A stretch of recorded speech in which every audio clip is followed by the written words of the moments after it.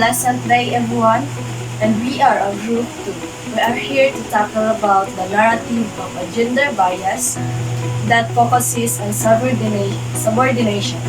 So, this research investigates the manifestation of gender bias in English curriculum modules in the Philippines, focusing on 4 dimensions: gender stereotyping, subordination, marginalization, and multiple burdens. The finding will be an initial step towards revisiting Philippine textbook to ensure gender-responsive basic education is being implemented and promoting gender equality in the Philippines education system.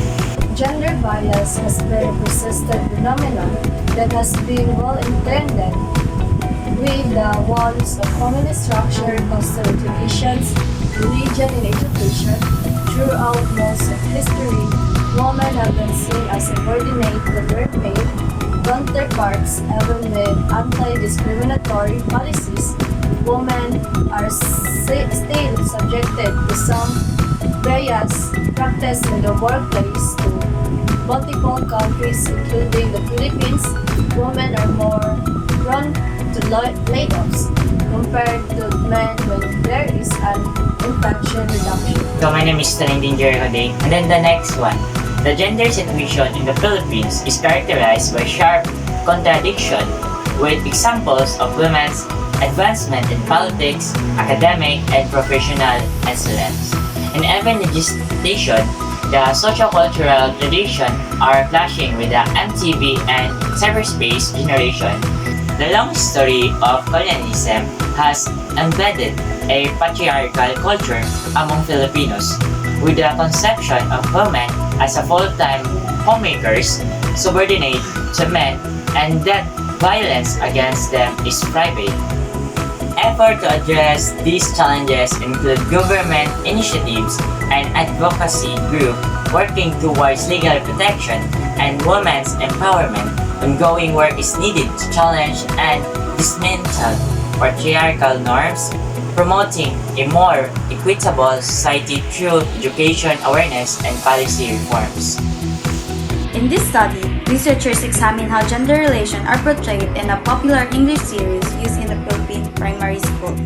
Despite the Philippines having high rankings for gender equality, there is still noticeable gender imbalance favoring men, particularly in politics and the economy. The study suggests that this imbalance may be reflected in the depiction of male dominance in the series, even though the writers and editors aim to promote women's rights. Additionally, the study highlights concerning trend. Filipino women themselves often hold biases against their own gender, as revealed by the Gender Social Norm Index study. This underscores the importance of collective efforts to challenge and dismantle deeply ingrained sexist beliefs in society. I am Jesse James Saime. This is our reflection about gender bias subordination. It underscores the urgent need for revising the textbook to promote gender-responsive education, contributing to the broader goal for fostering gender equality in the Philippines education system.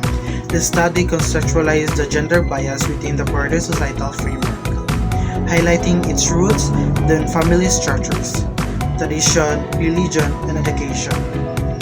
Despite progress in anti-discriminatory policies, persistent biases are noted with women facing challenges such as disproportionate layoffs during economic downturns. The critical discourse analysis of an English series used in Philippine primary schools offer a specific lens into how gender relations are portrayed.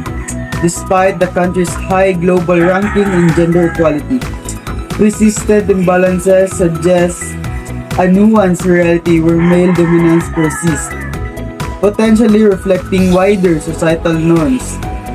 The acknowledgement of biases among Filipino women themselves, as revealed in the Gender Social Norms Index study, adds a compelling dimension. It underscores the necessity for collective actions to dismantle deeply ingrained sexist beliefs, signaling that addressing gender biases requires a multifaceted approach. The contradiction in the Philippines' gender landscape are emphasized, with women achieving advancements in the various fields while contending with deeply embedded patriarchal norms.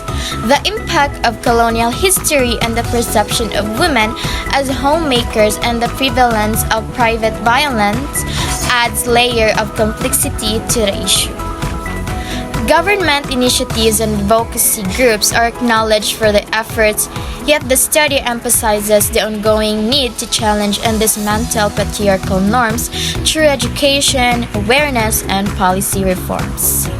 A proactive approach involves community engagement, encourage community dialogues on gender issues, fostering awareness and understanding, collaboration with parents, local leaders, and advocacy groups can create a supportive network for change, empowering women, support initiatives, promoting women's empowerment in various fields, breaking stereotypes, highlight success stories of women professionals to inspire future generations. Policy and collaborate with policymakers to enforce and strengthening anti-discriminatory policies, regularly assess the guidelines, ensure they address evolving challenges related to gender bias. Student involvement.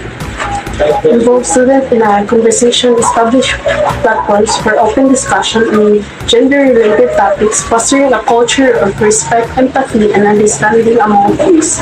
By combining these proactive measures, there is a potential to reshape attitude, challenge stereotype, and foster a more inclusive educational environment that contributes to broad societal change.